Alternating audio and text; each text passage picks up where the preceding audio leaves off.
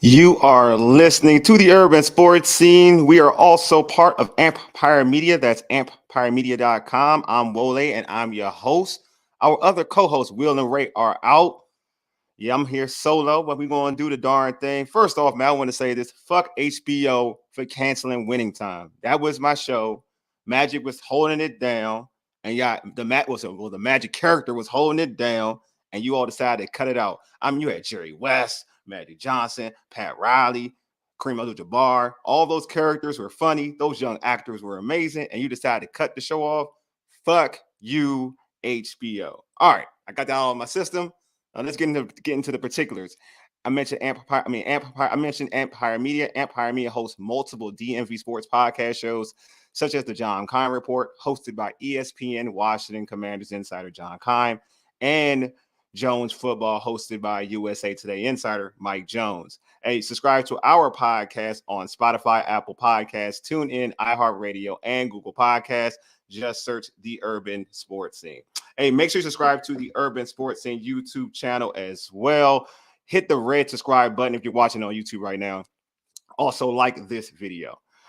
This show can be found on the Podcast DC app, the local app with hundreds of options in local news and health in the DMV region. Download the Podcast DC app to hear all of the Empire shows as well as other great content. Hey, do not forget to tweet us at Urban Sports Scene. I don't know if you want to, should I say tweet or repost or post on X, because it's not really, I don't know. Twitter's not a thing anymore. I don't know. Anyway, hit us up on IG at Urban Sports Scene and like our Urban Sports Scene Facebook page.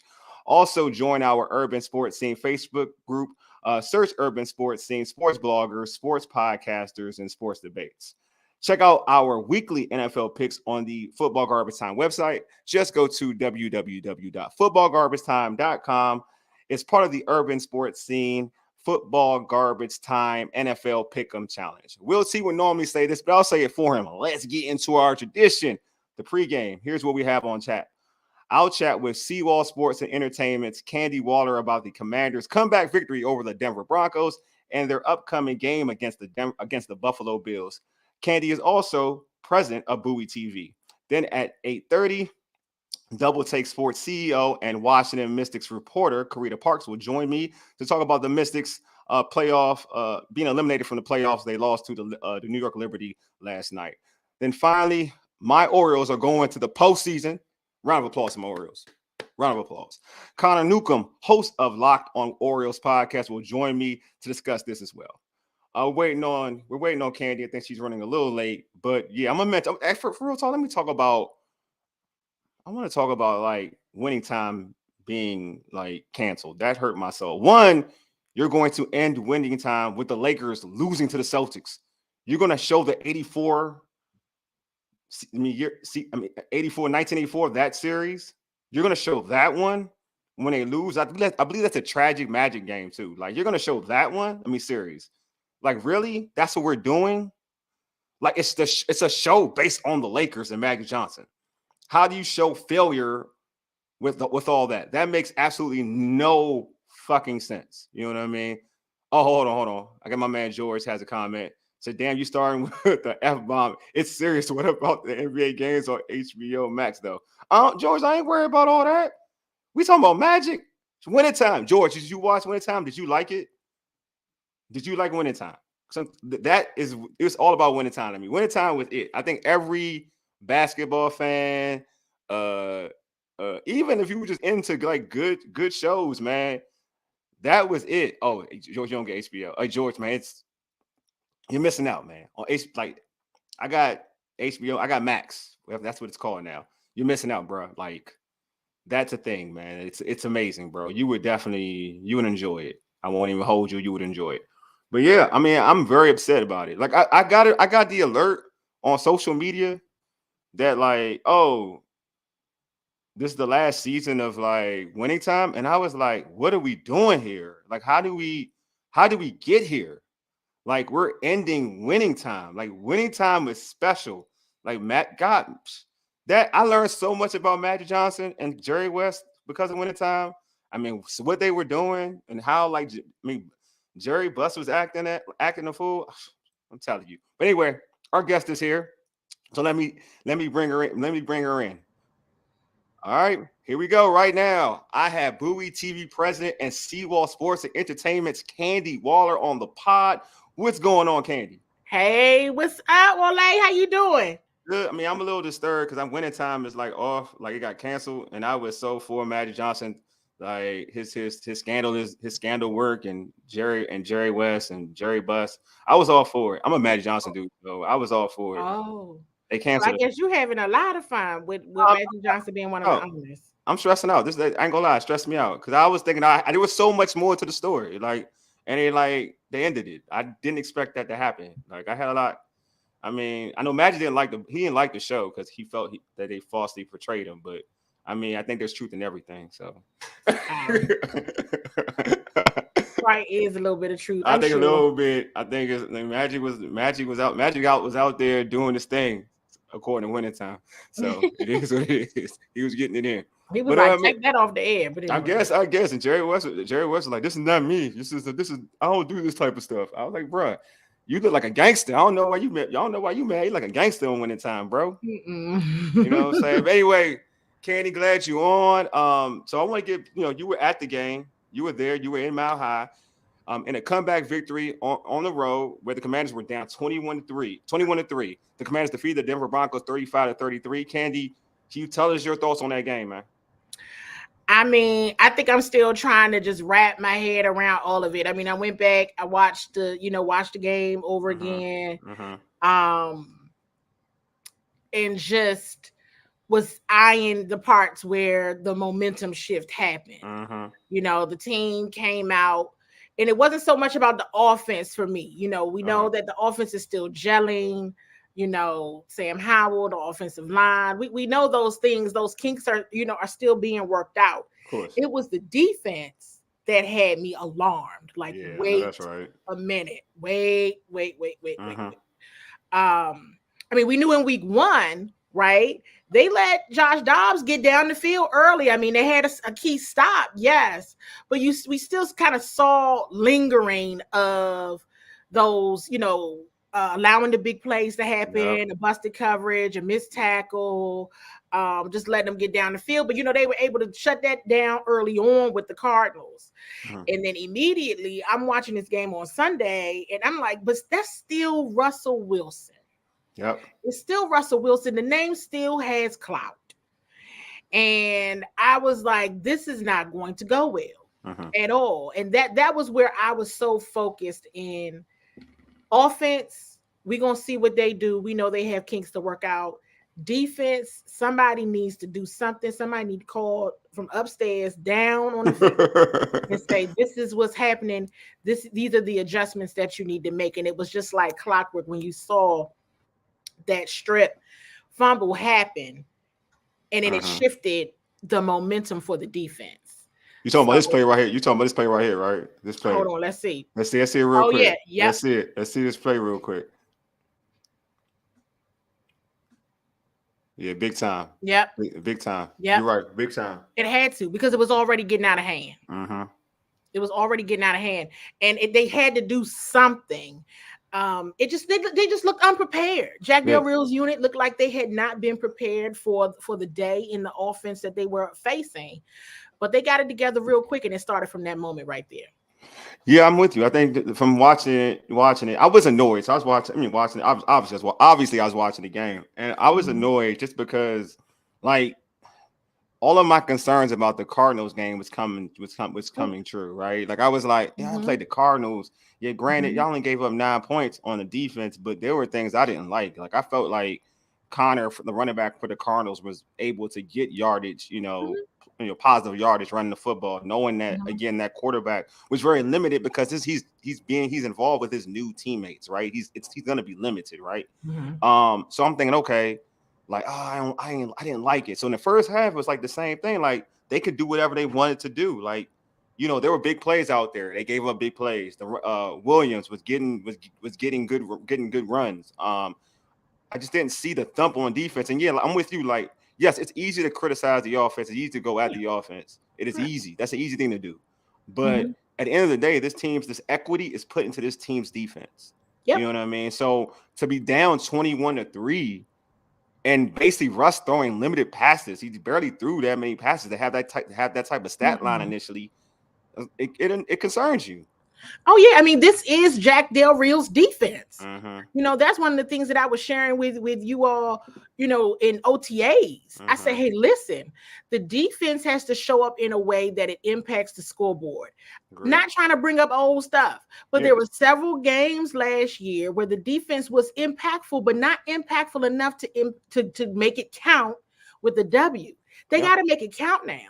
Yep. Jack has who he wanted. He got ball hawks now. He has exactly everyone he wants on this defense. There are no kinks to work out here, right?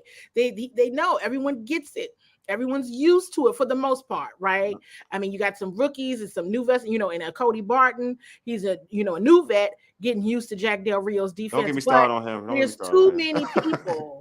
Right, but there's too many people that understand Jack's system. There, like you said, there's a lot of capital, and Deron Payne talked about this during the summer, that they understand the capital that has been placed onto the defense. Yeah. What happened with Russell with the offense on Sunday, that can't happen again. No, it can't. Right, and it's exactly what you said. Well, like what we saw week 1. It really almost came back to bite him in week 2. Like facts on top of facts. I was like, oh, this is not going to go well, because it's the exact same thing. You're dealing with a different level of caliber of quarterback. Exactly. And a different level of caliber of head coach back there. They already know what you're doing. Yeah. They know what you're doing. But they adjusted. They absolutely adjusted. It was simply them using their defense in the areas in which they are strong. No, I'm with you. Get the football. Get pressure. It. Go and get it. Yeah. Get the pressure up front. You have to keep your eyes on the ball. You know, read the quarterback, read the receivers, and it worked out in their favor. In the end, it almost was a disaster. But I mean, you know, we've had Hail Mary disasters here too. You know, and that almost came back to bite. Yeah, something about this team of Hail Marys, I tell you. Something about this I'm team. like, why would you bat the football? Catch it. Well, I would say, well, you can bat it, but just bat it down. Like, why are you batting it down? You tipped it up in the air. Like, like, you're too thirsty. In my point, like, and where I was at, like, you're too thirsty to get a pick. I mean, just end the game. Like, dude, that interception is meaningless in the grand scheme of things. Get everybody out of here before the altitude sickness starts to set in. There you go. That's what I kept saying. Get out of here. Get out of here before the altitude sickness starts to kick in. So we mentioned being down 21-3 in this, you know, in the second quarter. What for you? When did things change for you? Like, was it a Jamin play? That's what turned the game around for you. The Jamin play. That was where I felt the moment. That's where I felt the momentum shift. Got you. Deron Payne with his 3 and out, single-handedly 3 and out on that whole series. Yeah. I said, oh yeah, everybody about to follow suit now. Yeah. Everybody understands what type of time they on. And Deron Payne, I think the start of the momentum shift was with that strip fumble, but I think this is what we doing for the rest of today was Deron Payne single-handedly a 3 and out. Oh, he destroyed them. Oh yeah, this man was nasty. Damn. This man was nasty.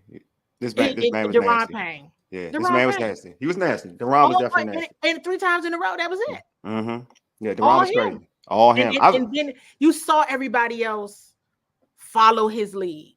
Yeah, I like that one. I do. The Deron, that was because I went back and watched it too, just to watch it again because you know I kind of like to sit on good victories like that. Oh yeah. But that I don't know if I've ever seen a D tackle like take over a whole series like that in consecutive plays. I know I'm sure Aaron Donald has done it. Sure, I don't want to exaggerate. Like it's never happened before. Right. But that was I'll say this for Washington Redskin commander. I've never seen anything like it. I'll say that much. You know, I've been so impressed with Deron. You know, everybody, Deron does it. He's a player of little words, but we all know he got his big payday, and he talks a bit more now, right? But it's in a leadership way. And one of the things that he has continued to say and take accountability and ownership for is we know that it starts with us. We know we have to start out fast. We know it's our job to get the offense the ball back.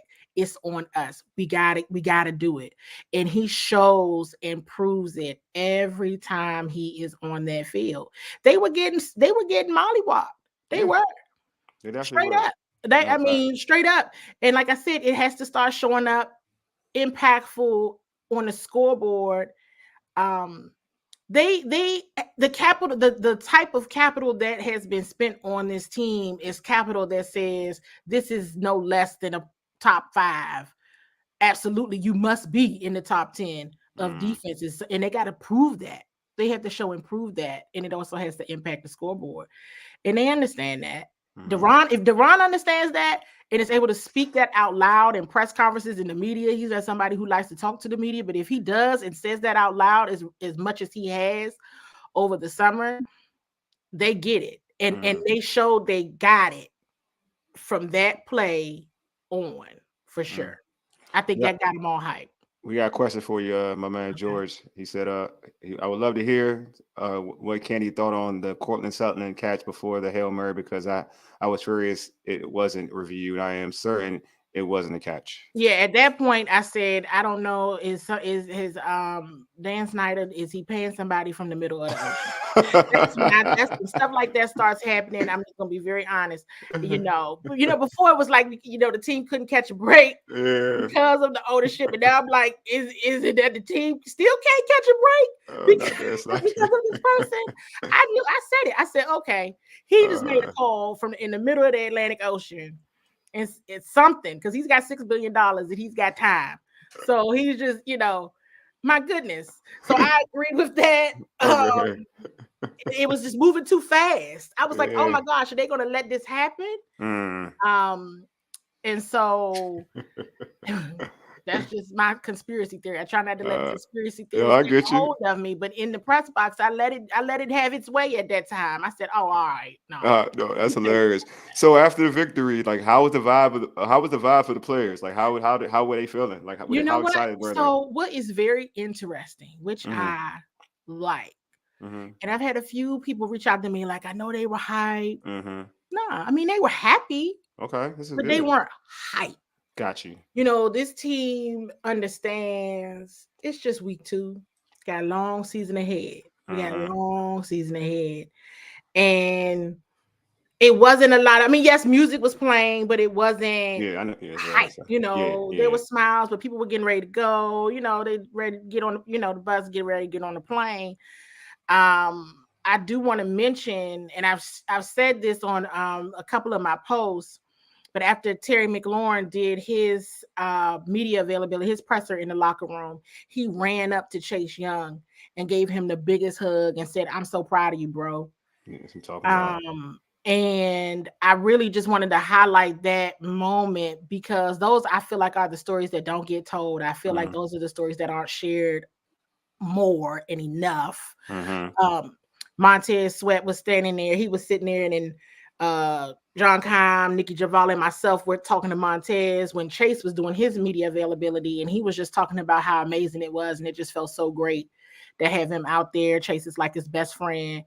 So to just have him there meant everything. He's had a long road, and everyone knew how bad he wanted to get out there.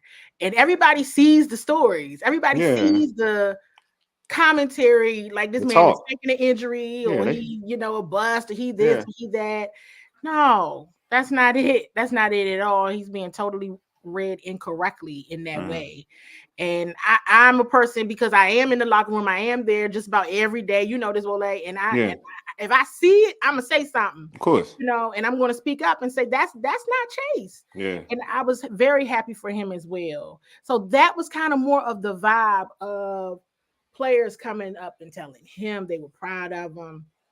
People dapping each other up. People showing B-Rob a lot of love for his performance on Sunday. So that's the kind of vibe and camaraderie it was more like. Everybody just like, good job, man. This, that, and the third. Talking about, certain plays they really liked, and some critiques as well. Of course. Cody Barton had some tough messages for himself, and how he played first half, the second half. So that is gone. acknowledged by him. So it's I think it's the vibe that you want to see, where it's like we're happy we got the W, but we know there's still more work to do. So we're gonna watch the film, we're gonna keep it focused, and we're gonna get ready for next week. That's what's up. All right, you mentioned Chase. You know, I'm all for the Chase smoke when it comes to folks. Chase had, you know, a sack and a half, and he was wrecking things out there. Yes. You mentioned people seeing the press clippings, some of the other pundits out there who talk trash and calling this guy a bust, and some of the fans out there tweeting or whatever you call it, tweet, Xing, or posting. I don't know what the hell y'all call it now, but like coming out saying, "Oh, we should trade this dude," or this, that, and the other. Like, talk about his play and how much it meant to him to play that way, and also how it must feel to know that, you know, you got people waiting for your downfall and for you to come out, like wanting you to not to have a sack so they can come out and say, "I told you so." And for him to come out there and literally whip his man 24/7, because he did whip his man. He whipped that tackle around. The tackle couldn't block him, and to put constant pressure and actually have some key plays in that game. I mean, he mentioned it in his media availability in the locker room, like, "Hey, they're gonna praise you when you up, and they're gonna down you when you down." No lies, you know, no lies told. No lies I mean, told. Trace had a serious injury, Yeah. and injuries are not planned. People, like, you don't know. I mean, hey, just ask Aaron Rodgers, okay? Ask, you know, J.K. Dobbins. I mean, these ask Nick Chubb. I mean, this is a very dangerous sport. As much as we all love it, it's a dangerous game, and nobody's planning to get hurt. And when you do, I mean, yeah, I'm sure, you know, it's a lot of mental, emotional things that go in your mind. Will you ever play the same? Will you ever play?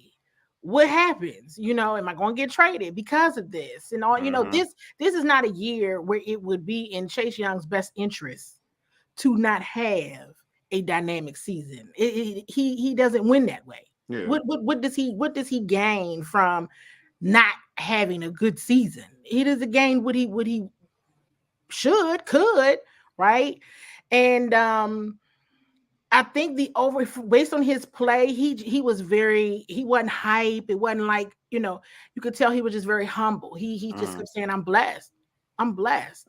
He said that's why after he got the sack, all he could do was the praying hands and put his hands up, because I don't think people understand why we may watch it to critique or for entertainment, whatever. This is their livelihood. This is how they eat. This is how their families eat. You know, this is what they've done since they were young children. They are known as football players. Yeah. So what do you do when you're not a football player? Who knows? It's a conversation nobody wants to have, and they're not ready to have it, right? That's a factual statement for real. Yeah, and so he was humble. He was, you could tell he was just trying to soak it all in. It wasn't a lot of rah. It wasn't none of that. You could just tell he was just truly like, "I'm blessed. I am blessed." He knows the extensive injury he had, you know, so it's a blessing to see it, and let's just keep and continue that it continues for all of them, and you know, they all continue to stay as healthy as they possibly can this season. Yeah, folks, root your own, man. If you're a Commanders fan, like, stop hating. Stop with the fucking hating. Like, for real. Like, just appreciate. You can't appreciate this dude. Like, for real talk. Like, appreciate this dude. Like, appreciate the people on your team that you see that put in the effort. No one wants to get hurt. Like, I hate that thing. Like, oh, he just gonna get hurt. I hate. Like, I've been hurt. Like, I've torn my ACL. I've torn my meniscus. You just I've done all had a that. surgery, I right? just had a meniscus surgery. Like, no one wants to get hurt. This whole thing, like, he gonna get hurt. Like, who does that? Like, being hurt ain't something that happens on purpose. It's like, it don't mean that you weak or whatever. You got hurt. Like, he get, like, it's a neck stinger. He's faking it, or he can't go toughen up, play with a neck stinger. Bro, that's your neck. What are you what you doing out here? That's a spinal injury. Spinal injuries are serious. So my whole thing is like, I'm glad old boy's playing. I'm glad he gets to change. He has the opportunity to change the narrative. I'm happy for him. But I'm gonna go to a quarterback. This young boy showing stuff out here. Sam Howell, you know, he went 27 for 39, 299 yards, 2 touchdowns, has a strong throw to Scary Terry, a key play for him that I felt like gave him the I'm here now type of thing. What were your thoughts on Sam Howell's play? let me also say, when we were in the press box, we had him at 301 in his yards. And somehow, some way, when we look back at the night, it was 299. Oh, you had him at 301? Okay. That was petty. But, you know. I wanted him to 300 yards, too. I was like, oh, my gosh, he's at 300 yards. It was a whole, thing. Yeah, I know.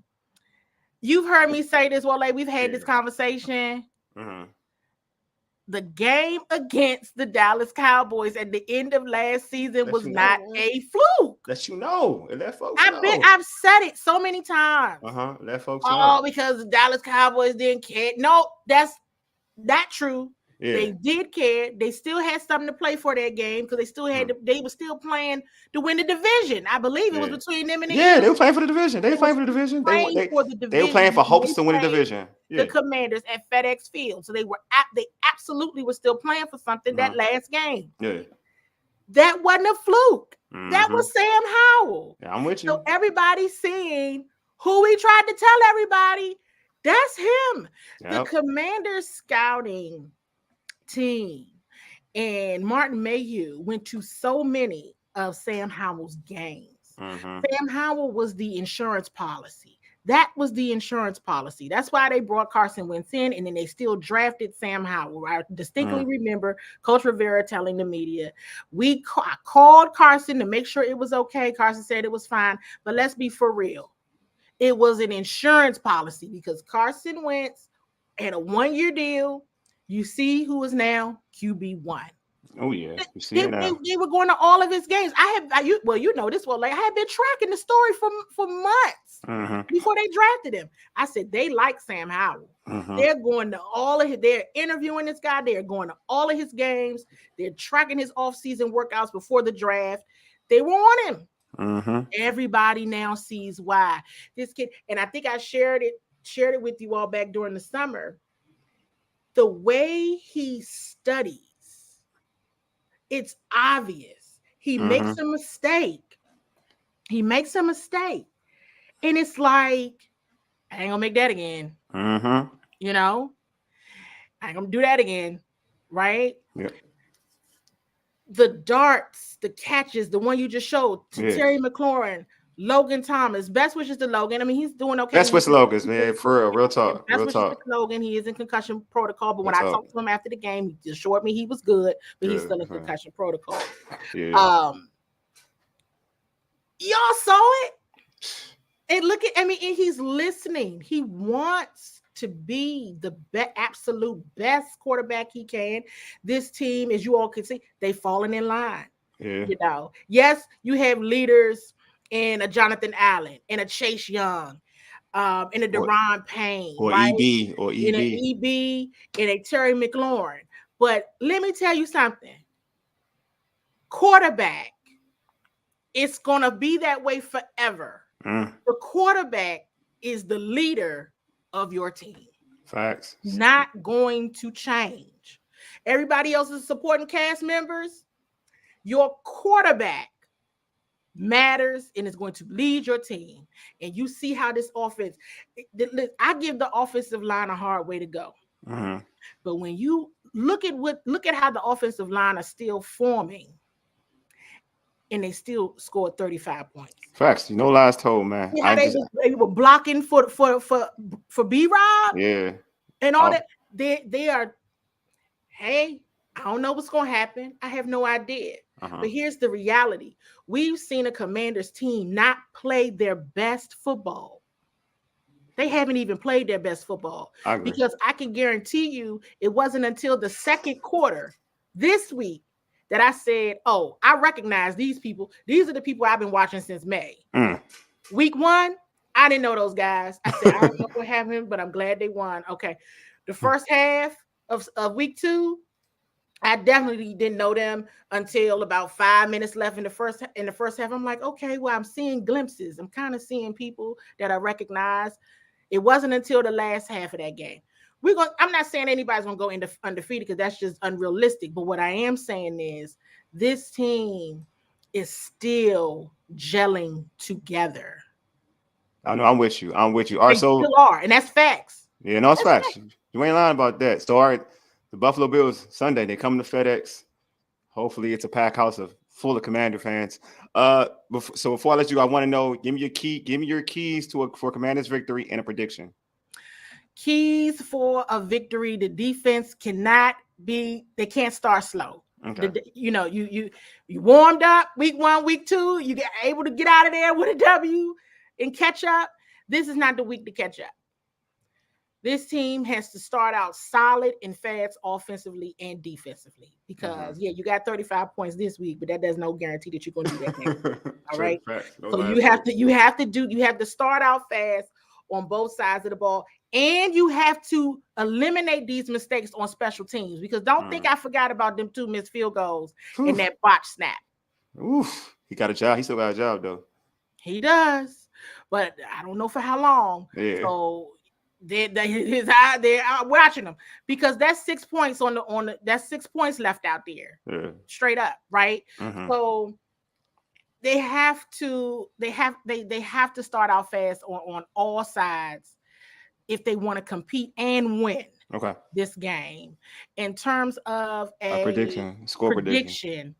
I'm waiting for it. It hasn't happened yet. You don't got one. It ain't coming to you. You don't get the epiphany yet. You don't got it yet. I need an Emmanuel Forbes pick 6. All right, that's okay. You want to give me that? Okay, let's do that. I like that prediction. We're not going to go wins and losses. I like that. Forbes pick 6. I do like that. 6. You ever see him? Now, if Cam Curl get it, okay, fine. Yeah. That's fine. I'm okay with that. But Emmanuel Forbes pick 6. All right, I like that one. Or Josh Allen. Oh man. Okay, I do have a couple more questions. A couple more questions. Oh, yeah. So, how about this? I know Deron Payne was on the injured list today. Like, so with the ankle issue, what's up with his ankle? Kind of quiet today on that, so we'll see tomorrow. We're gonna see tomorrow. It's a little quiet, so hopefully this is just. You remember he went out of the game for a moment Sunday and went back in. He's such a warrior. Mm-hmm. Same thing with Sam Cosmi. But Cosmi, he practice. But those 2 guys, they're such warriors for their teammates. They're gonna be banged up and say, let me get out there. So he did not practice, did not see him either. Mm-hmm. So let's see what happens tomorrow. Tomorrow is where I might start to worry. All right, and also, I think he is absolutely needed for Sunday. I think he is needed. I'm with you on that. And also, in terms of, I mentioned what we saw in Arizona when Arizona came to town, and how the fans were, and like that was a real home field advantage. Do you think Washington will have that same type of home field advantage against Buffalo? Because Bills Mafia, they travel. So I want to know. Bills Mafia traveling. Yeah, they're gonna travel. And Coach Rivera, I asked Coach Rivera about the sellout crowd and how excited, in preparation, for him, the team, and what that means for this week. Mm-hmm. And he mentioned that as well, that Bills Mafia, they travel. So he is hoping there's more Commanders fans there. Because let me tell you something, even in Denver, when the Commanders came out on the field, you heard Commanders fans when something good would happen, when the touchdown, you heard them. I know. They traveling too, though. A great amount of Commanders fans that traveled to Denver. So I'm really hoping that this does not look like an away game. Sure. Okay, Bills Mafia, welcome to Landover.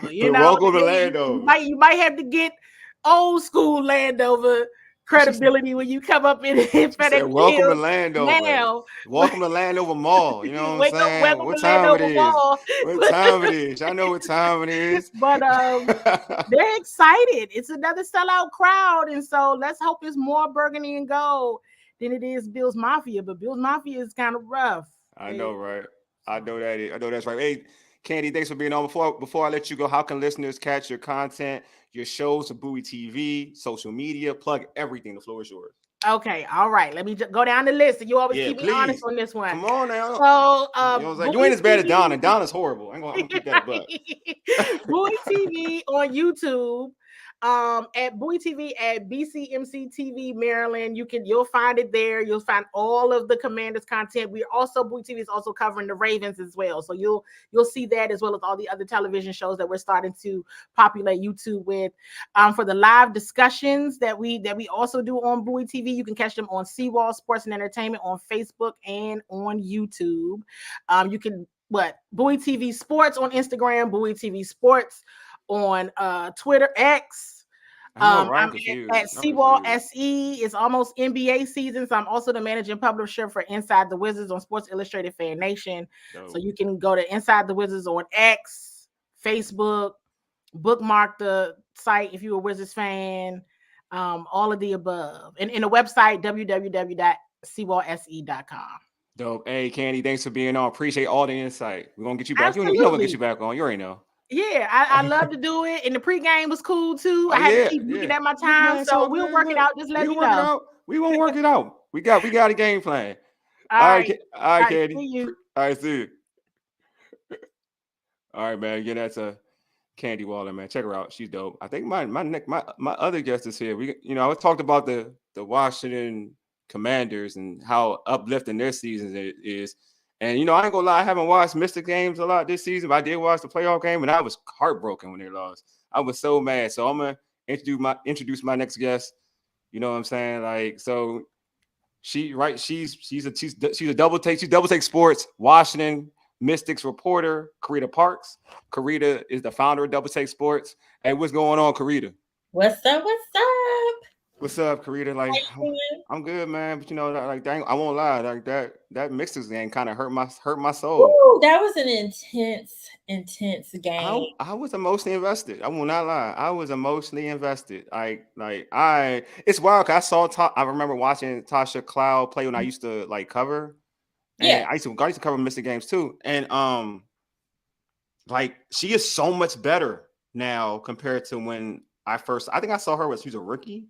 Like, she is so much better as a basketball player. Like, yeah. But yeah, I'm gonna get right into it. Last night, the Mystics were swept out of the first round of the WNBA playoffs by the New York Liberty. The Mystics fell to the Liberty 90-85 in overtime.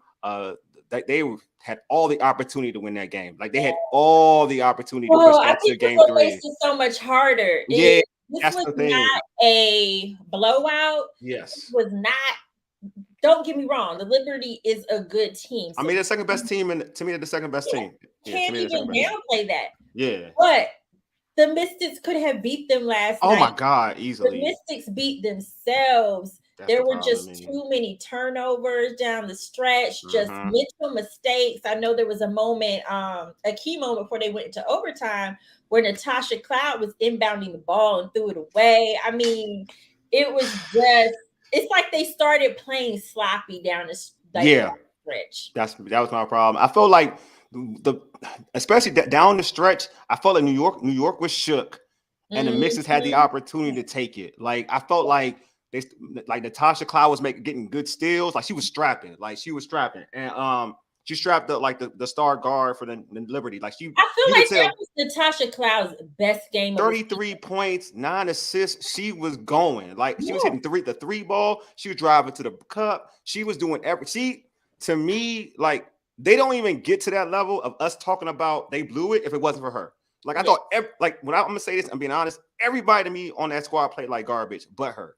Let me say, she stepped up when most needed. Because what I'll say, just see Natasha throughout the season, offensively, just as far as points are concerned, you haven't seen her have that exactly. Volume. She's made more of an impact, like with assists and in that level. So to see her step up in the playoffs like that, I mean, she wanted it. And to your point, what is so crazy is, so she stepped up offensively, had the best game that she's had offensively of the season. Maybe I think it was her career. That was her career high. Yes. That was her career high. But to your point, everyone around her did not do what they needed to do, especially like when you have Elena Deladon on there you go. I'm sorry. You need more from her in this situation. And I just did Ariel Atkins, like everybody in general, but I'm just talking about those players who have been there as the cornerstone of this team. Like, you needed them. Brittany Sykes, she has stepped up big time with the injuries. Last night, same thing. She just wasn't. There were too many of the other players who just were not on it. Like she couldn't do it by herself. I've been a big Deladon fan. Like, I like Deladon. I think I've been since college to, like, she can go. Like, she can rock. She's one of the best female basketball players I've ever seen. She is like, she really can go. Right. But I was so disappointed in her in game 2 because you had Breanna Stewart out there doing her thing because that's what she is. She's one. She didn't shoot for a great percentage, but she was aggressive. Ended up with 25 points, but she was aggressive. I think she had 25 points. 25 points, I believe so. But then you have Della Don when you need your best players to perform in an elimination game to go like 4 for 16 from the field. That's not acceptable for somebody with her caliber. You know what I'm saying? So that's why I'm like, yo, you had, like you said, Natasha Cloud doesn't drop buckets like that. She's an assist leader. That's what she does. She's an assist leader. And to come out with that type of performance, I don't know. Like that's what kind of bothered me about Della Don. I'm like, that's the game your team needed you. My man George said Della Don is she's going to play on, or was that the end of her career? I don't know. Like, I don't know. I don't know what's in her career. Wow. I don't know. But I do want to give you this question though, because like I feel like in every season or every career or in any sport, there is a defining moment when you have this young pup who's taking their game to the next level. And we can go historically speaking, rest in peace, Kobe Bryant, right? Kobe Bryant and Shaquille O'Neal, right? Kobe Bryant started to get to a certain level where Kobe was starting to score more frequently. Like he went from 20 to 25 to 30. And it was like he just wanted more. And you could see like the drive to be better. And when you see Natasha Cloud, I mean, after she got interviewed by ESPN reporter and she was like, man, she playing she kirked out, like basically. She said, excuse my language, and then cussed. Because she said, I work hard for this. I work hard for this crap. Like basically, I work hard for this crap in the off season. Like I'm ready for this. Like after she said, I worked hard for this crap in the off season. I'm ready for this. So it gets me questioning, like going into the next season. Does it change now? Does the climate change in terms of whose team it is? Does it go from being a Della Don team to a Natasha Cloud team? Because I feel like if I'm Natasha Cloud, I did this in an elimination game. I'm going the off season. I'm gonna work my ass off, and I want to be one of them. Like, you know what I mean? They mentioned last night, which hasn't been much of conversation, so I don't think I really realized it. They mentioned that Natasha is a free agent. Is she? Oh, in the off season. Okay. So look at that money. Yeah, that kind of. I was like, obviously, like I said, there hasn't really been talked much about this season, and when they mentioned that, I'm like, oh man, like, ooh. That, so hopefully the Mystics do what they have to do to keep her. But to your point, it's interesting because here's what I feel. I feel like from a talent perspective, this was Elena Della Don's team, right? Great, yeah. But from a leadership perspective, I feel like it's always been Natasha Cloud. I can see that. I feel like I can see that. So I don't think that it's a different, like she has been the vocal leader, the one who gets that team going since I've been covering the Mystics in 2019. Now with Elena Della Don, she's a leader in a different way. Because she was from her play, see the leadership through her play, and they have a ton of respect for her. So that automatically makes her a leader. But I just feel like she's that one who's going to get the team going, who's going to tell the team, yo, like this what needs to happen. So yeah, I think this has always been her team in a sense. All right, this is my last question for you. What does this team need to do next season to be a championship team again?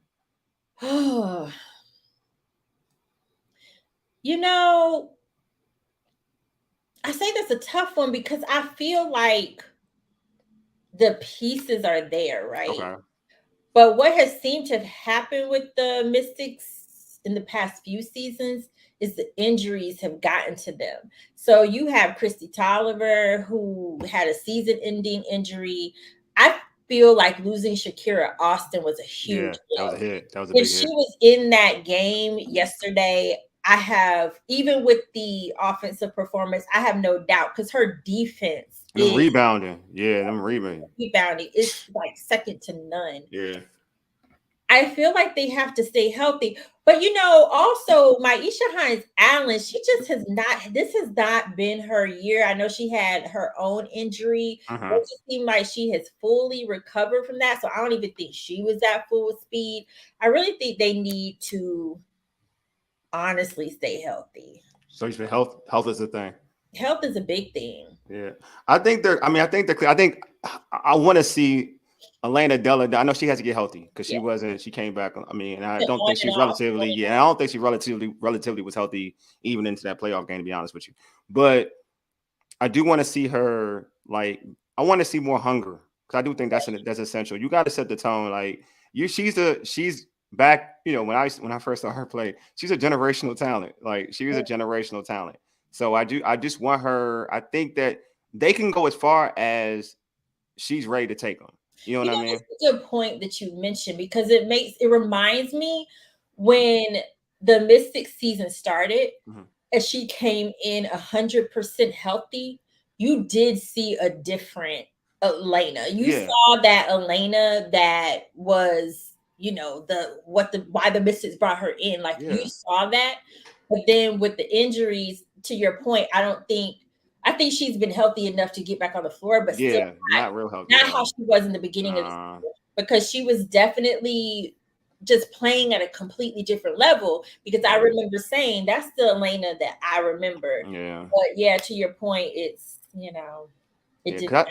because seeing her play, like even when she had certain players on the post, or even when she was trying to go off the dribble, she just looked slower. And I know she's faster than that. Yeah. And it's just like I just didn't think she looked healthy. You know what I mean? Like even her little chippy shots in the post when she had Beyonce Stewart on her, she had a fadeaway. It wasn't like it was a chippy for her and she missed it. I was like, this ain't Elena. Yeah. Like even when you off, you gonna miss that shot. Like you ain't gonna miss that shot. Even if you off, you ain't gonna miss that shot. So yeah, it's a tough loss. I was surprised and emotionally invested. I was like, man, am I jinxing this squad? I was muting the TV. Like, all right, if I mute it, she gonna make this bucket. I mean, that was a good game, though. Man. I have been there throughout the season, and I turned on the game like I'm just gonna chill, watch this game. No, like it was just, and it might have just been Natasha. I don't know, but like no, it was her. I ain't gonna lie, I thought it because of her. It was just like everybody was playing. She was playing her heart out, man, and then so were the Liberty, and then it was so close at one point. Like it was, like you said, it was. They were down like 11, and they came back, and then they took the lead, and looked like they was going to win. I thought it was about to be a game. Yeah, that's what I'm saying. That's what I'm saying. I know, and they deserve. Man, she deserves it. Yeah. I don't like when people who play hard. I'm gonna let you go, but I don't like people who play hard like that, and they're not rewarded for it. Because I felt like on that court. Mm-hmm. New York may have won, and I give like Jones, and she was playing hard, like the big, because she getting all the rebounds. Oh yeah, they had no answer. But I will say this: the hardest player, the person who played the hardest and imposed their will the most, was by far Natasha Cloud, and I felt like she deserved it more than anybody on the court to win that game. You know what I mean? So that's what bothered me the most. But hey, Carita, thanks for being on. Before we let you go, please let our listeners know how they can catch you on social media and check out your content. Yep, you can follow me. My handle is on the screen at Carita Parks across all platforms. Also, be sure to follow Double Take Sports at DBL Take Sports. Mystic season's just wrapped up, but the Wizard season is upon us. Already getting those emails. I'm like, oh, it's time for the NBA again. So be sure to follow Double Take Sports on all platforms. I also do Inside the Wizards as well during the season, so you can find my content for Wizards there too. Mm-hmm. And right now football season's in, so there you go. You can catch my Ravens content too. There you go. Hey, Carita, thanks for being on. Appreciate you. No problem. Thanks for having me. All right. Thank you so much. Bye. Bye. All right. Again. All right, man. Again, that is Carita Parks, and you can follow her on X. I guess I'm supposed to say X. X and IG at Carita C Parks. That's at Carita C Parks. Carita mentioned that she covers the Ravens. but I'm about to talk about another Be More team that is providing fans with so much special moments. Let me introduce my next guest. I'm gonna put him in right now. I'm boosted to have this guest because, obviously, I love my Orioles. I mean, Ray and them, they like talking about the Nationals. Everybody know I love my Orioles. Right now, I have host of Locked On Orioles podcast, Connor Newcomb, on the pod. What's up, Connor, and welcome to the Urban Sports Scene. Yeah, thank you so much for having me on. And it's definitely, it's been a long time, right, since people have been this excited about the Orioles in late September. It has been a long time, so it's fun. I know. It's for me, I was so depressed when the Adam Jones and the Markakis team, Markakis, they got traded to the Braves, but the Adam Jones, that team with, so many different, Matt Wieters and, Buck Showalter, John Visco, Manny Machado, like that whole nucleus, I was so disappointed when that team got dismantled, right? Even though I know that last season they were terrible, when they were there and they had the trade deadline, had to trade everybody away, but I was like, wow, when are we going to get back to this moment? Because, I'm an older dude. Like, when I watched, Cal play, and when that team was a postseason team with, Kyle Ripken, B.J. Surhoff and company, Roberto Alomar, when that team got dismantled, it took forever. And then Adam Jones, Markakis, they came to the – Markakis was in the system. They traded for Adam Jones. They, in terms of the Bedard trade and all this stuff. And I was like, oh – yeah, okay, we're back again. And then then another reset, so it feels good to have another young team that can kind of capture your imagination. Yeah, and they're so young. It's crazy that there's and we probably won't get into just the fact that it's a little worrisome that are they going to pay all these guys down the line, but the fact is they got all these guys for at least 6 to 7 years, right? And the whole team, the nucleus of the team is rookies, like the vibes guys, the veterans on the edge. Those are the guys that'll be free agents after this year, but the core players are going to be here for a while. So, it's twofold, because it's hard to really get myself to accept the fact that the Orioles could win the World Series, right? But it's also nice to know, okay, they don't win this year. Yeah, they could win next year. Yeah. They could win the year after that. This team's going to be together for a little bit. And it's funny you say that, because it's hard. It's because there's so much talent in the in the minors for them, and now you see some of the talent they have come up from the minors. They're just on the bench, right? You can meet Westberg, and obviously I'm not having a moment right now. The kid they just called up. Yeah, Kerstad. Thank you, Kerstad. Thank you, Kerstad. So then you have Holiday in the minors. You know what I mean? You have Ortiz, all these cats, and Ortiz already played with a big team earlier. But you have all of these young dudes that are ready to push up. They're ready to push up. Even Stowers doesn't get playing time. Stowers is good, and they don't. To get pushed up, and to a point where you're going to have players like Austin Hayes and probably Cedric Mullins that probably won't be on this team when those dudes get pushed up. Yeah, it's definitely possible, and that decision's coming too, right? Yeah, because you're just gonna. I think it's gonna start next year, where you're just gonna look at the team, especially the hitter. It's gonna be more so the hitters than the pitchers. Yeah. You're gonna look at the team, and you're gonna go, we've got 13 slots for hitters on the big league roster. We've got more than 13 guys right now, and you can only keep young guys in AAA for so long. They start to get antsy, get bored, want to get out. So you got to make decisions. I hope personally that Cedric Mullins is one of the ones that gets to stay and gets an extension and maybe gets a couple of extra years, but it's going to be so many decisions. But it's funny because it's a great problem to have, right? The Orioles have, you could argue going into next year, the O's might have 19 big league caliber hitters for 13 spots. And it's what do you do with the other 6 guys? That's an awesome problem, instead of the last couple years where it's the Orioles have 6 major league quality hitters. How are we going to put 13 on this team? This is a much better way to do it.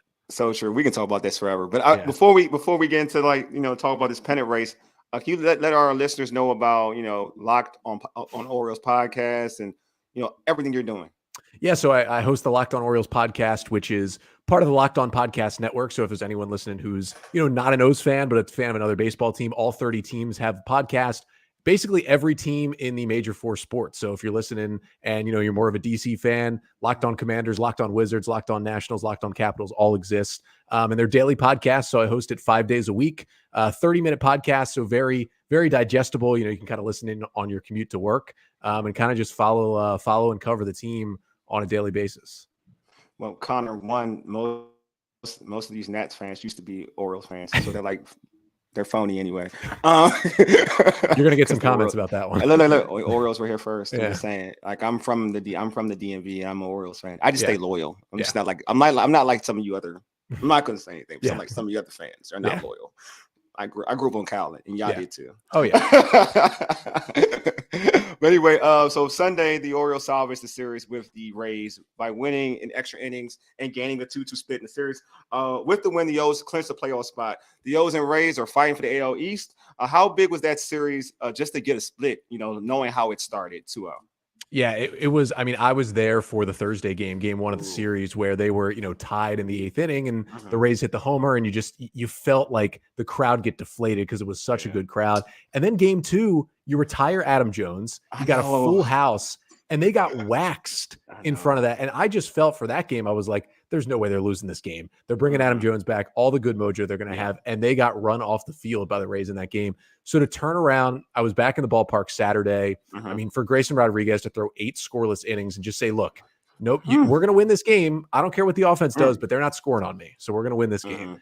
And then, I mean, that Sunday game was one of the most unbelievable baseball games I've ever seen to win in 11 innings.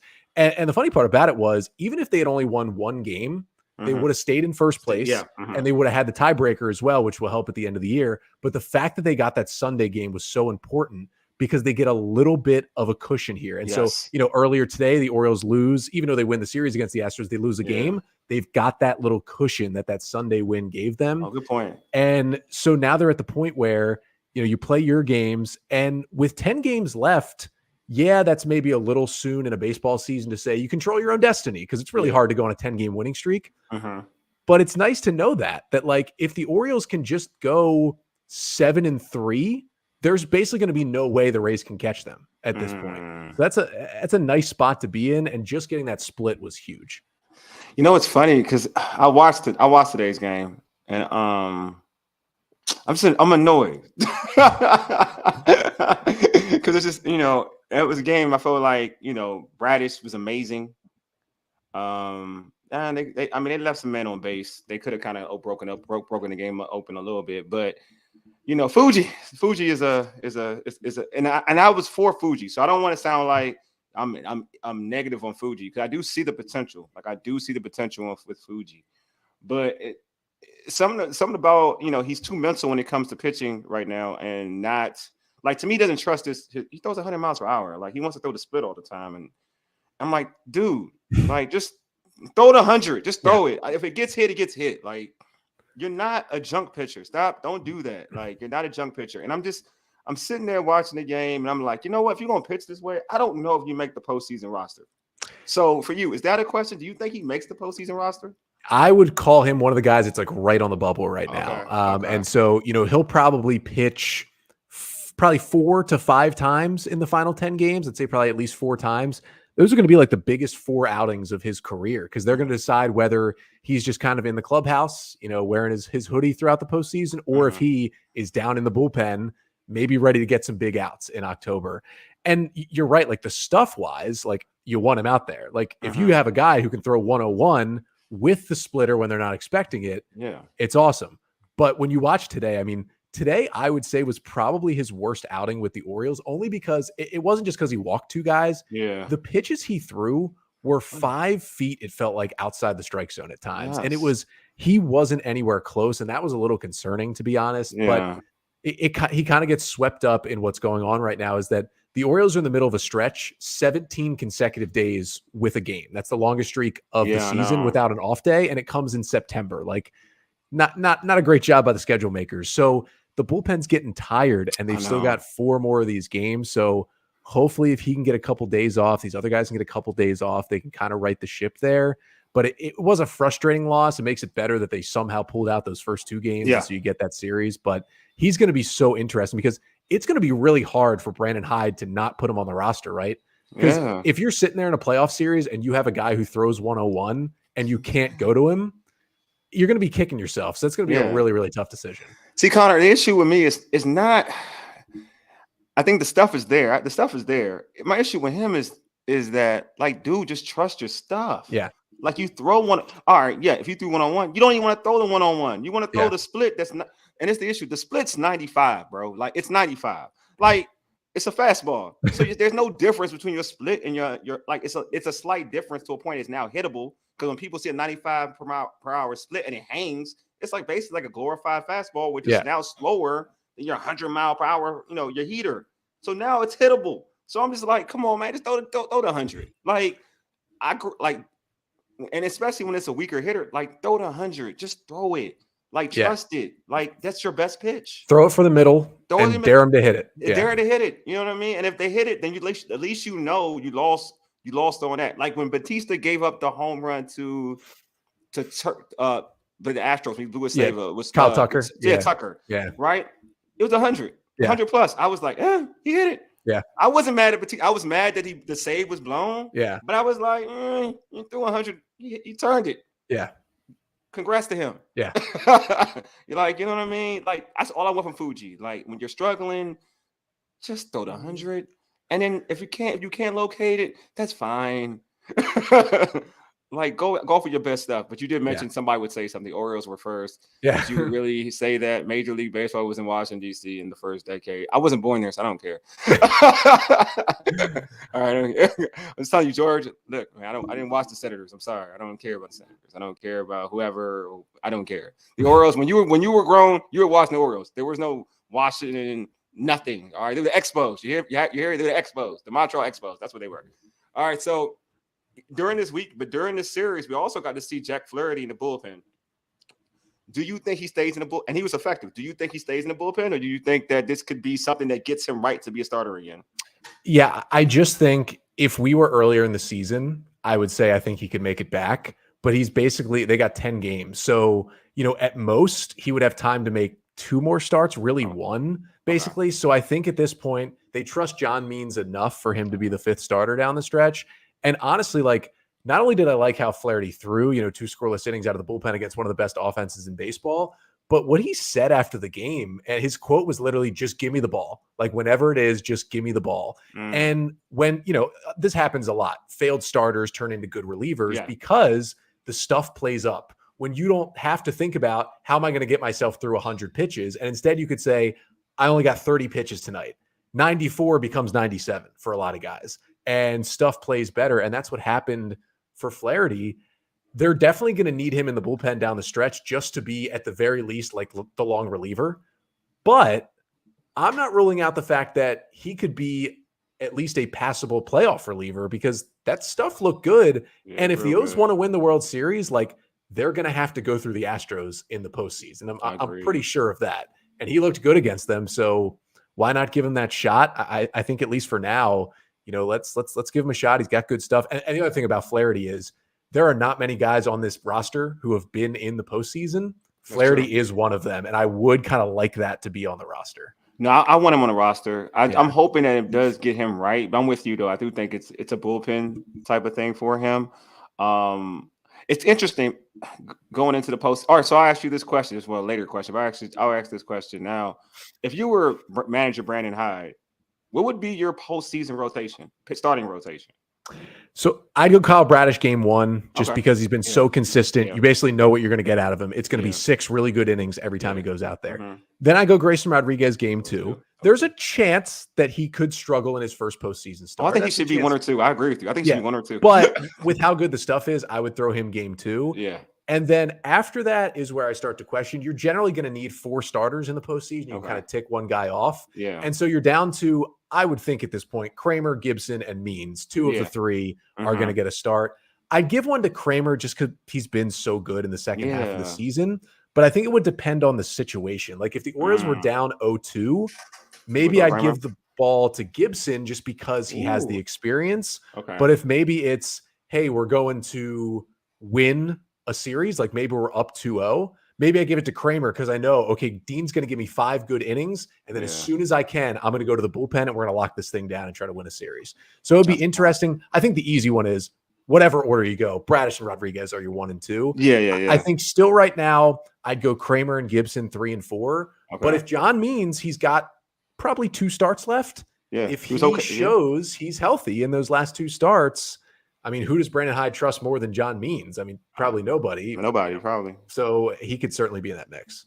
It's crazy because I was thinking, like, I mean, for me, it was like I'm a big Grayson dude. I just see like a Mike Mussina type of dude in Grayson. I just see somebody who that'd be nice. I just see somebody who it's starting to click. You know, I think that going down to the minors was something that was special for him. Just to kind of get called back up and learn. Going back to the minors, you know, like fixing his craft, coming back up.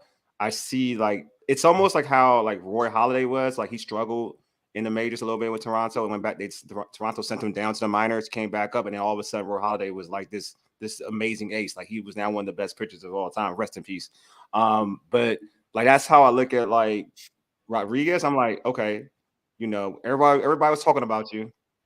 But you know, the majors is different. You went back, you experienced it, you went down, you know what to expect, know what you need to improve on, came back, and you've been damn near lights out. Like every pitcher's gonna have some rough outings. It's gonna happen. But you pretty much have been consistent in terms of holding it down, and you've grown from only pitching like 5 innings to a point now where you can do the 6 and sometimes go 7. And then we saw you when he went 8. And in high pressure situations, you can lean on him. So yeah, I was like, at first I was like, man, I'm giving Rodriguez the ball in game 1, but Bradish has been the best pitcher in terms of the totality of the season. So I get it. 1 would be Bradish, 2 would be Rodriguez. I like Gibson scares me. That's the reason why I won't put him 3, because in August and September, he hasn't been like his ERA has been so high. Yeah.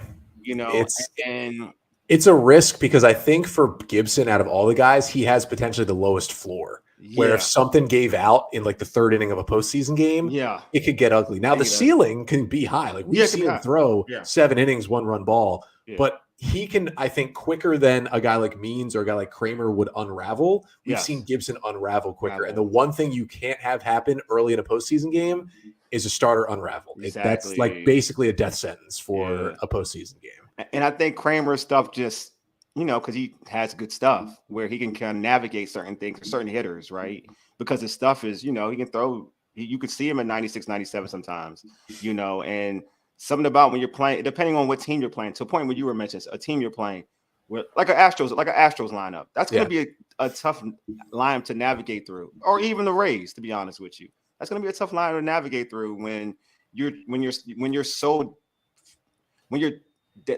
game has to be hitting corners, you know, tricking people, you know what I mean? Like it's hard. It's harder. Like, and Kramer, to a point where when he's going good, he can be pretty good. Like he can be really good, and he saved the Orioles a couple of times. So it's always been tough. But I'm with you. I think if John Means pitches like he did, you know, in this series, you know, and game 1, he pitched in game 1. Game 1, and you know, you get John Means to continue to get better. I would have no issue with him being the 3rd starter. Yeah, I would have no issue whatsoever. But it's a good problem to have, right? To talk about it. All right, so obviously, this is the big elephant in the room. The best pitcher on the team is still trying to get healthy. All right, the best pitcher is trying to get healthy. All-star closer Felix Bautista is dealing with a tear in his UCL. Do you think he pitches in the postseason? I'm hearing a lot of good things, but I'm not sure. Yeah, if you asked me this question like the day after the injury, I would have said 100% no. Yeah, I think I'm still leaning no, but he's throwing some bullpens. He's throwing, I mean, you know, it's light stuff. He's playing catch. It's not like he's out there firing 102, you know, and saying I'm ready. But it was weird. Like no medical background whatsoever, but something went off in my brain when the Orioles said, like, the doctors have told us that he's at no risk of further injury if he continues to throw. And in my mind, I'm like, he got hurt throwing. It's only a partial tear. Couldn't it become a bigger tear if he keeps throwing? That's what I'm worried about, because, and I get the argument that's like, whether he gets Tommy John surgery today or he gets it in November when the playoffs are over, either way, he's missing all of 2024 and he's back for 2025. So I get it. You know, the timeline right now allows you to play with it a little bit, but if he's experiencing pain, like, I don't want Felix Bautista at 97. Yeah. I want Felix Bautista at 102. Yeah. I don't know what Felix Bautista at 96, 97 is. Looks like, yeah. And so would it be better than, you know, the 6th man in the bullpen? Yes, it would. But would he still be the best closer in baseball? I don't think so. And I would like to look out for his long-term health because, it's not like he's a free agent next year, right? He's got 5 more seasons with the Orioles. So even if he goes through Tommy John and comes back, you can still have a lot of Felix Bautista. And I just worry about that a little bit. I mean, if the doctors are right and he can't further injure it, then as long as he is not having pain, he could pitch. I worry about, you worry about every pitcher's elbow because you feel like it's going to blow up at some point. And so not a lot of pitchers have pitched through these tears and pitched. That's what I'm saying. Yeah. So it's, Shohei got the same thing too, right? Shohei has the same thing too, right? He's deciding to get the surgery. And, and he's Shohei Ohtani, Felix Bautista isn't Shohei Ohtani, but yeah, I'm glad I'm not in a decision-making spot with the Orioles there because Felix is probably saying, if I'm not in pain, I want to be out there. Yeah. Like knowing Felix, the fact that he's throwing tells me that he's not ready to just shut it down for the season. Because if he said, I want to shut it down, he'd shut it down. Yeah, I agree. I think it's wild because I've always, in every sport, I'm pro player. So, like, I don't want him to ruin his future. I know people say it, like he can't further injure it. But I'm like, you got a partial tear. It's weird to think about that. Like, how could he not? Yeah. How could you not? Yeah. Like, it can get worse. Yeah. You know what I mean? So my thought process is like, you can sit. I mean, dude, like you're so dominant by it. This team has years to be great. Like to your earlier point, like they have so much talent that they're like the Astros, right? They're going to be here for a long period of time because they have so much talent in the system. So, yeah, I know we're all fixated on this moment, right? Because you're first in the AL. Like this is a magical season. So everyone's in the moment. And I get it. Everyone's in the moment. But it's to a point now where, like, you can't further. You hear those reports. You see him throwing. He was in the bullpen. I think he was throwing like splitters or whatnot. Yeah. I'm like, because I'm so like I want Felix out there. So I want Felix out there. Like I want him out there. I know I don't like the bullpen how it is right now. I hate it. Like when folks come in certain roles, I'm like, oh god, no. This is why Felix is missed. Yeah. Like today lets you know why Felix is missed. Exactly. I kind of feel the same way where it's like the total fan part of me is like, let's have Felix run out of the bullpen, game one of the playoffs. Yeah. You hear the Omar whistle, he comes onto the field, like, let's do it. And then the like, I really want to be pro player at all times side of me is like, is he going to damage his future? And he hasn't made, he's made money, but for how good he is, he has not made anything close to the amount of money he could make down the line. Is this going to hurt it?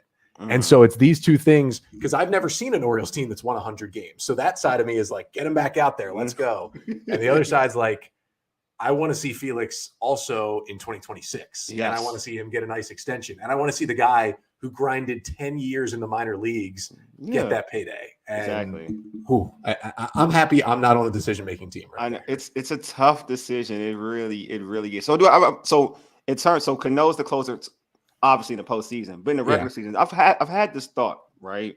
Because everyone's talking about how Jorge Lopez has struggled, but I do think they've used Jorge a little incorrectly at times. What I mean by that is like they give Jorge's first inning is typically good. Like I would like, and I'm not a better manager than Brandon Hyde. Brandon Hyde is manager of the year. He is the manager. I'm just nitpicking. This is just me. But I would like when you use Jorge, I would like them to use Jorge for one inning, just one inning period. Because I feel like he's a confidence picture. And then where he was most confident with the Orioles, because he lost it when he got traded. But being the closer, you may not want to put him want him to be the closer because you need Cano to be get acclimated of being the closer for the postseason. You got just in case. But I would like them for this run since Lopez is not going to be he can't make the postseason roster. Just use him for an inning and then work off of that alone. Do you think him doing more than one inning is good for him, or a good move or a bad move? What is your opinion? Yeah, I do think, and I think we've seen it from some of the recent outings, that he's he loses it a little bit when he comes back out for a second inning. So I think the Orioles are kind of in a weird spot with Jorge Lopez because of what you just said, because he's not eligible for the postseason roster. I think Brandon Hyde's a little more willing to push him a little bit more because he knows October 1st, Jorge's season's over. Right. Yeah. No matter how far we go in the playoffs, he's done throwing October 1st. So Brandon Hyde, versus maybe he doesn't want to push Danny Coulomb for 2 innings per game because he knows he's going to be my lefty I go to in the bullpen. Whereas Lopez, it's like, you don't want to push him crazy hard, but it's like, can I get 4 outs out of him today? Because I know, I don't have to think about, do I need to save him for the postseason and keep him fresh? And I think there's a little bit of that going on, and it stinks because he's struggling a little bit right now. So you kind of want him out there less, but Brandon Hyde's thinking, my bullpen's tired. If Jorge can give me 5 outs and I don't need to use him next week because his season will be over, this will be great. And I kind of think that's where he's coming from. And it's a delicate balance right now because you still want him to be good. I mean, you're throwing him out there in the 6th, 7th inning. You want him to be good. Yeah. But he's really thinking ahead, especially now that they've clinched the playoffs, right? He's starting to have those thoughts like, who's going to be in there for me? Who's not? He's got a tough job. But I do agree with you that Jorge seems like once he sits down and comes back out, he loses a little tick of something. Because he is so sharp in that initial inning. Like, he is so sharp. I'm almost to a point where, because all right, so I'm a Panic fan. Like, I am. Like, I'm a basketball coach. I'm the same way mentally. I'm not panicking. I'm like, are they going to run? Put my star back in. Put my star back in. I'm like that type of person. So I'm always like, for me, when I'm looking at this situation, I'm like, oh, Brandon, just take him out now. Like, just take him out. Like, or just play him. Like, I have no issue with playing because of the Rays and where the Rays are at. I'm worried about the Rays. I don't know why I'm worried about the Rays as much. Even with the split, I'm like, oh, like today, we lost. Oh, let the Rays win. Like, they may go on the street because the Rays are like a crazy team. Like, so I'm like, we got to win all the games we can win. So, like, I'm like, like, even with Fuji, I'm like, I don't even want to put Fuji in. Put Lopez in, them do an inning. Let them do 1 inning, and then take them out. And then if you want to try with Fuji again, go ahead. But like, just put Lopez in 1 inning, and so we can get out of the situation. But yeah, I agree with you. I think that's what Brandon is doing. That makes a lot of sense. It makes a lot of sense, actually. All right, well, this has been great chatting. I gotta get you back on for the postseason because like my O's are going to the postseason, so I'm ecstatic. Yeah, it's awesome. It really is. So before I let you go, how can our listeners catch Locked On Orioles podcast, and how can they catch you on social media? Yeah, so you can listen to the podcast, Locked On Orioles, wherever you get your podcast. Again, every day, Monday through Friday, a little 30-minute episode just to keep you updated on the game the night before and just any news from Birdland as we get closer to the playoffs. And we're on YouTube as well, so you can like, comment, and subscribe there. Otherwise, I'm on Twitter at Connor Newcomb _ just my name with an underscore at the end. And then at Locked On Orioles on Twitter is where I do most of my Orioles posting throughout games and tweeting out the episodes and all that good stuff. And it's kind of the only of its kind where, you get a daily podcast just covering the Orioles. And if it's a good time to jump in, this team is going to the postseason. It's going to be a lot of coverage when we get to October on the podcast as well. You got a new subscriber now, so I'm just letting you know that. Love to hear it. I got a new one. I just can't wait. I can't wait. I'm trying to get tickets for the playoff game, actually. So I want to be in the building. Well, Connor, thanks for being on. I appreciate you. Hopefully we'll have you back on again. Yeah, thank you so much. I'd love to do it. All right. Thanks, Connor. Have a good one. That's Connor Newcomb from Locked On Orioles podcast. Man, check him out. Hopefully the O's. Come on, don't give me a headache. I want to win. I want to win the AL East so I can just chill. I don't want to be in the wild card game. I think the wild card game is a headache. I know Nats fans, I'm sorry you're not in the postseason, but you know what I'm talking about. Shout out to you, George. You're my guy, but still, Nats aren't in the postseason. You know what I mean? Hopefully, next season, I do like what the Nats are doing. So next season, they'll be like the O's. They maybe win 83 games, and the year after that, then they'll be in the postseason. And that would be cool.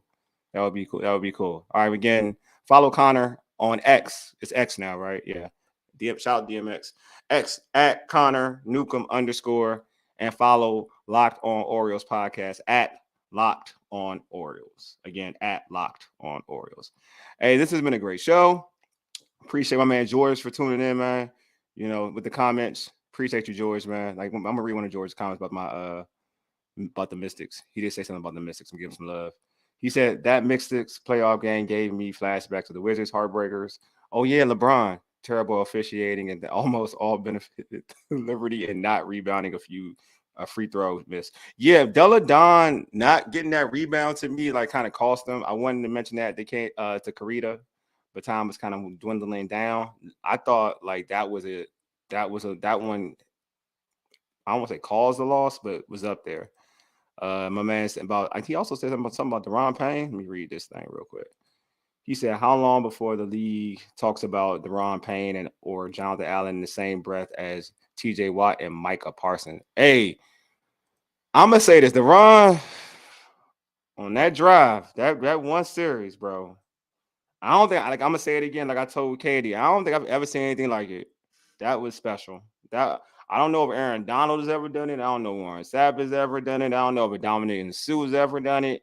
These are some of the best D tackles I've seen in my lifetime. And I just think that was something special. It really was. Hey, but folks, subscribe to our podcast on Spotify, Apple Podcasts, TuneIn, iHeartRadio, and Google Podcasts. Just search the Urban Sports Scene. Also follow us on Twitter at Urban Sports Scene, IG at Urban Sports Scene, and like our Urban Sports Scene Facebook page. Make sure you subscribe to the Urban Sports Scene YouTube channel as well. If you're watching this video, hit the red subscribe button and like this video. Check out the home of the Urban Sports Scene at Empire Media at empiremedia.com. And this show can be found on the Podcast DC app. Download the Podcast DC app to hear all of the Empire shows as well as other great content. Anyway, folks, thanks for tuning in. I appreciate the love. This has been a great show. Hopefully next week we'll get Ray, Will T on the show, you know what I'm saying, so we can rock and roll. Anyway, you've been listening to the Urban Sports Side for Ages. Yiddig deuces, a mega. Lead us out, big homie. Peace.